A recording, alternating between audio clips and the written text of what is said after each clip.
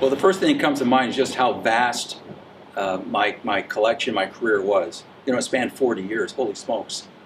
You know, I covered everything from your neighborhood, your friends in the neighborhood, all the way to the pro ranks, and of course, and all the political spectrum too. So it was just so vast, and there's just so much material to look at. One of my first assignments was to go over to Hamtramck. And for those people who don't know, Hamtramck was like a community of Polish people, right?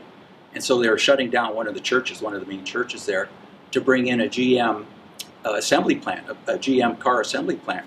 So they had a vigil around there. So one of my first jobs on assignment with the reporter was Gus Carlson, and we had to go over to Hamtramck and just to shoot this vigil about a church that's being torn down.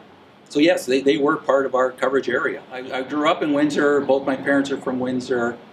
As a kid on bicycles, I used to chase scanner calls. We had a guy in the neighborhood who had a scanner, and it was someplace close, within 10 or 20 blocks, whatever. We'd hop on our bikes and go chase the spot news. So I was doing it even as like a 10, 12-year-old. People. I worked with a lot of great people, a lot of great photographers. Of course, back in the day, I keep saying that, but back in my early portion of the career, you'd be sent out all the time with a reporter. It'd be a team. It was a team approach.